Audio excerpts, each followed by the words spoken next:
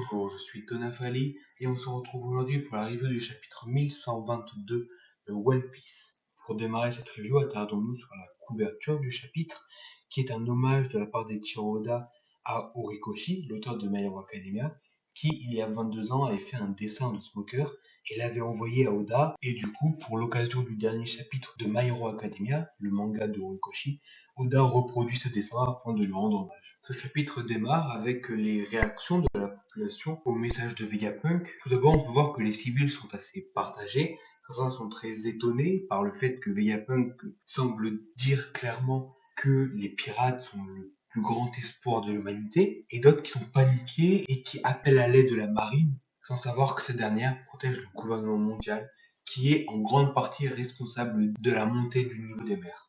Ensuite, on peut voir la réaction d'autres personnes, notamment les pirates, qui sont encouragés par ce message, notamment la Cross Guild, avec une petite scène humoristique avec Baggy, Mihawk et Crocodile, dont on a l'habitude à force, mais également leurs adversaires, la marine, qui est désemparée et qui fulmine face à ce message, notamment Kobe, qui semble résolu à affronter Luffy, quel qu'en soit le prix, ce qui est une bonne chose, sachant que jusqu'à présent, Kobe semble plus admiratif que Luffy, ne semblait pas avoir réellement de volonté de l'arrêter de quelque façon que ce soit, alors même qu'il est censé être son adversaire dans la marine. Donc une bonne chose qu'il ait enfin une réelle motivation à empêcher ce dernier de réaliser ses rêves. Ce message lance réellement la dernière grande course au One Piece, couplé d'ailleurs au chapitre précédent où on voyait tous les personnages qui seront réellement actifs et importants dans la saga finale. Et en parlant du message de Vegapunk, on peut finalement assister à la fin de ce message qui, bien évidemment, se coupe en plein milieu d'une nouvelle phrase, d'une nouvelle narration, d'une nouvelle révélation afin de nous laisser un peu de suspense. Alors évidemment, on ne manquera pas de théoriser sur ce que Vegapunk allait dire. Tout ce que l'on sait, c'est qu'il parlait de Joy Boy, ce qui n'est pas beaucoup pour théoriser. Néanmoins, on peut supposer à peu près ce qu'il voulait dire. Par exemple, peut-être voulait-il dire que Joy Boy représentait la seule opposition au gouvernement mondial, le seul espoir pour l'humanité. Peut-être si voulait-il parler de la transmission de la volonté de Joy Boy, et donc peut-être allait-il mentionner Luffy à ce moment-là. En tout cas, cela laisse plein de pistes sur ce que Vegapunk voulait dire, et aucune qui n'est vraiment plus probable que les autres, d'après moi. C'est pourquoi je vous invite à donner vos idées en commentaire si vous en avez. Je les lirai avec attention. Par la suite, ce chapitre nous offre quelques cases pour nous narrer la suite des aventures de Caribou, qui, pour rappel, était allé à la rencontre de Katharina Devon et de Van Augur pour les supplier d'avoir une entrevue avec Teach, en disant qu'il pourrait lui apporter des informations qui l'intéresseraient. On peut voir que les deux membres de l'équipage de Barbe Noire ont décidé de le croire, au moins en partie, étant donné qu'ils ont appelé Barbe Noire, et ce dernier a décidé d'écouter Caribou.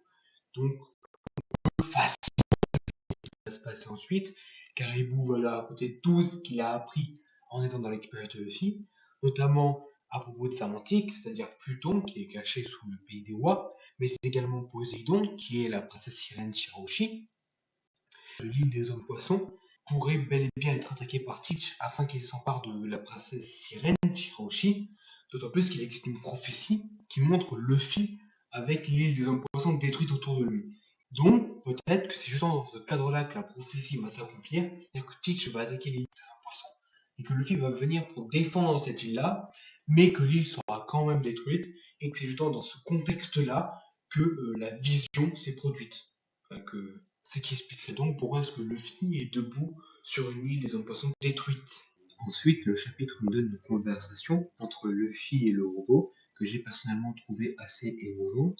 Tout d'abord, cette conversation nous confirme que Luffy n'est pas une réincarnation de Joy Boy ou Joy Boy d'une quelconque manière, mais juste quelqu'un qui utilise les mêmes pouvoirs que lui. Ensuite, cette conversation nous donne une information sur l'objectif de Joy Boy, qui est effectivement de devenir le roi de quelque chose. Alors la question, de quoi? Peut-il devenir le roi des pirates? Ce qui serait assez surprenant, sachant qu'il était le premier pirate. Peut-il devenir le roi du monde, comme Im ou Sepek? Ce qui pourrait peut-être laisser envisager que le trône sur Marie-Joie n'était pas destiné à Im à la base, mais à Joy Boy. Cette discussion nous offre par ailleurs un magnifique panel où on peut voir les doyens en face de Luffy avec le Sunny au milieu. au final, le robot décide de protéger Luffy en mémoire de son ami, car Luffy est le nouveau guerrier libérateur. Il représente, il représente au final la volonté de Joy Boy dans le présent actuel. Et, symbole encore plus beau, le robot va protéger le nouveau Joy Boy, si je peux le dire ainsi, grâce à un cadeau, grâce à une protection offerte par Joy Boy. Ce qui est assez beau, c'est comme si Joy Boy du passé protégeait Luffy. Et justement, cette arme ultime, parlons-en. Alors, dans une précédente review, je vous ai théorisé que c'était un dispositif d'autodestruction. Bon, bah, ce n'est pas ça, visiblement. C'est une énorme décharge de Haki des Rois qui nous apprend, tout d'abord qu'on peut sceller du Haki des Rois, ce qui est assez surprenant. Ensuite, que Joy Boy avait un Haki des Rois surpuissant, ce qui pour le coup n'est pas si étonnant que ça. Un Haki des Rois qui permet notamment de déchirer le ciel en deux, de faire s'évanouir des centaines de marines à la ronde, mais surtout de faire se détransformer des doyens et d'en renvoyer 3 à Marie-Joie, ainsi que de choquer Mu et de visiblement la faire souffrir. Alors, bon, autant il paraît probable que le Haki des Rois puisse contrer l'effet de fouille du démon, notamment en forçant les doyens à se détransformer, étant donné qu'on a déjà pu voir ce genre d'application pour du Haki des Rois.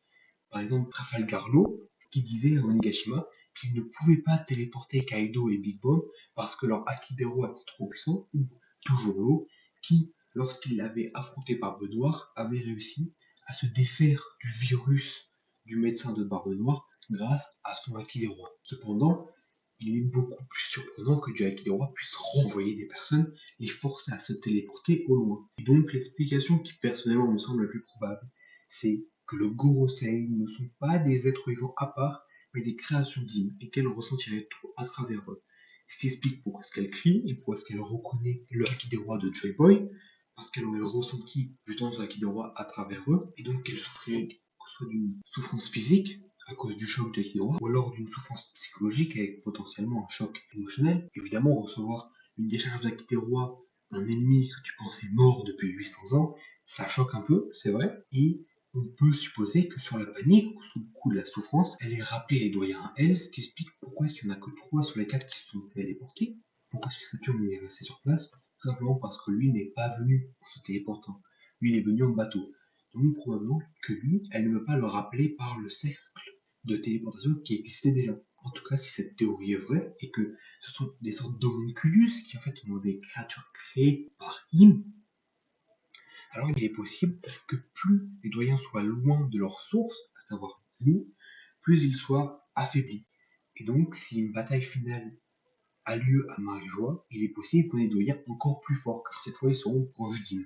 Finalement, ce chapitre se termine avec un flashback du robot, où on le voit discuter avec Joy Boy, ce qui nous permet pour la première fois de voir l'ombre de Joy Boy. On peut observer que ce dernier se comporte un peu avec ses Nakama comme Luffy en essayant de les protéger, et que s'il a fait ce cadeau, s'il a scellé du Haki des Rois et l'a donné à Emmet, c'est justement pour pouvoir le protéger même au-delà de la mort, ce que je trouve personnellement assez touchant. Ce flashback nous laisse aussi théoriser que justement dans l'ancien royaume, ils avaient des technologies qui leur permettaient de sceller du Haki des Rois, ce qui pourrait laisser envisager que plus tard, lorsqu'ils auront découvert plus de technologies de l'ancien royaume, ils pourront apprendre à sceller le Haki des Rois et peut-être créer des armes à partir de Haki des Rois, notamment par exemple des bombes qu'on pourrait balancer et qui, au moment d'exploser, seraient des décharges de Haki des Rois qui déstabiliseraient l'ennemi, ce qui pourrait être assez amusant, je trouve. Pour conclure cette review, j'observerai que ce chapitre semble signer la fin d'Egghead avec le message qui se termine, le robot qui s'éteint,